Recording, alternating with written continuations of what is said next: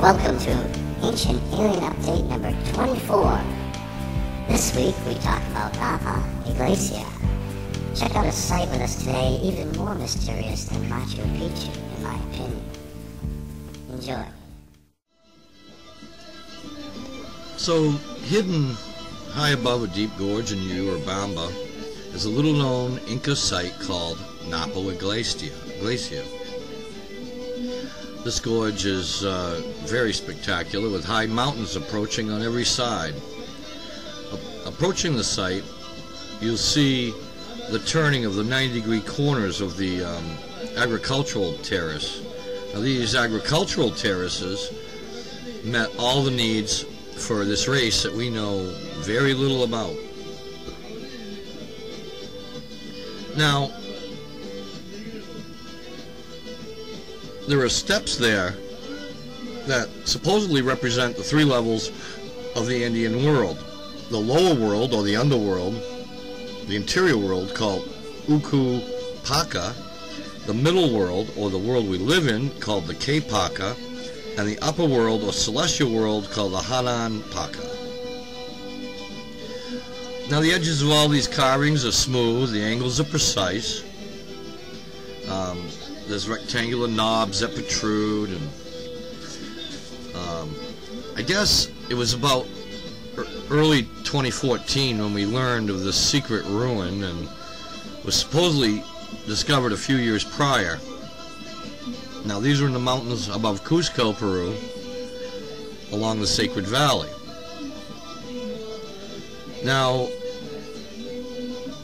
Naupa Iglesia, the location, you can find that with the help of Google Maps or Google Earth. The coordinates, if you're interested, are 13.292214S south by 72.232222 west. Now, this place is much less traveled than, say, Hayomaka, the gateway to Aramumuro, near Ilave, on Lake Titicaca. You really can only reach this site with an expert guide or a good GPS. This canyon has towering cliffs, and there's a tiny pathway leading up to some of the abandoned agricultural terraces. Now, these are likely dated Inca or pre-Inca. It takes a while to get up there, obviously. It's very steep, very high. The entrance to the main cave of Naupa Iglesia is overlooking the deep canyon underneath. Now, the supposed altar is visible in the foreground, together with niches of much cruder construction, which means that was done far after this place was built. So, about halfway to the top, carved into the cliff face, is a monument unique in its kind to all of Peru. A rock-cut temple, or maybe a shrine, containing a beautifully carved monolithic altar overlooks the valley, and a rock-cut doorway, also carved from the living rock. Now, the walls of the niches are in a style that is very close to the Tiwanaku architecture, but much cruder. On both sides of the shrine, these niches appear. Now, this ruin is known to the locals by the name of Chakakilla, or the Temple of Gold, or they call it Naupa Iglesia, meaning the Church of the Ancients.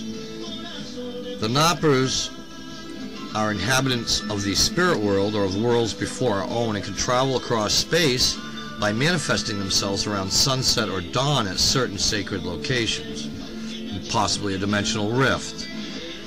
According to Andean lore, a meeting of the Naupas can be extremely dangerous, and their secret dwellings, as well as the portals through which they stumble across this world, are better to be left undisturbed.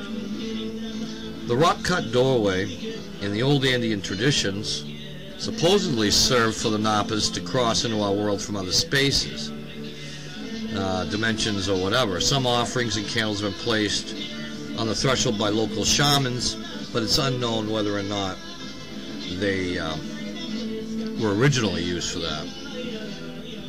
The rock-cut doorway truly looks like a gateway into another world, and one would truly need magical powers to cross through the solid rock wall sealing it.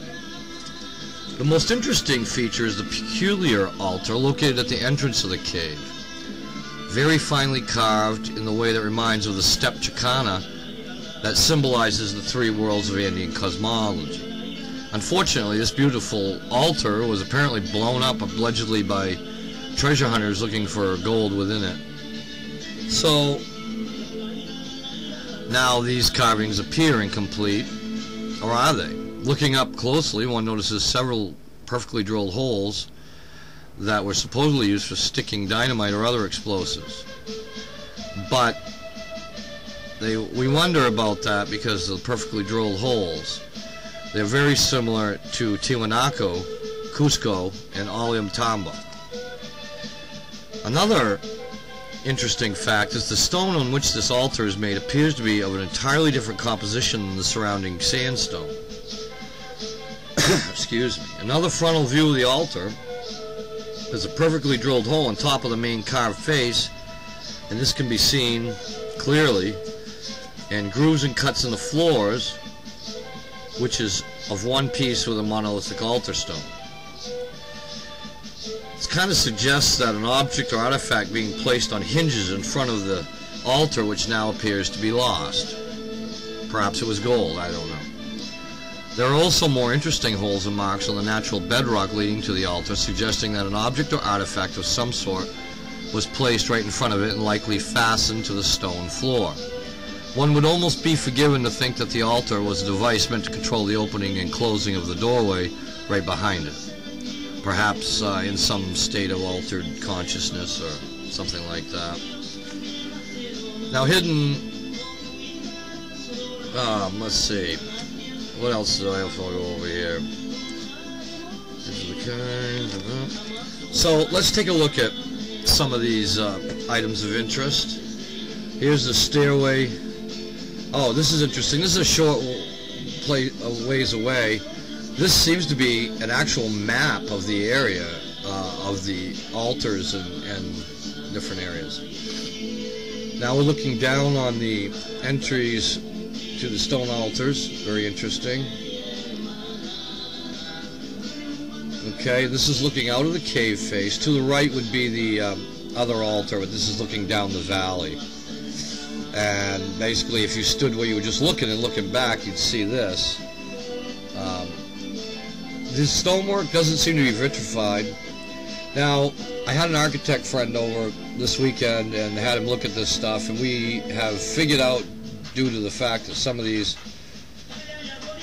may be 20 feet tall or more. So I hope you enjoyed this.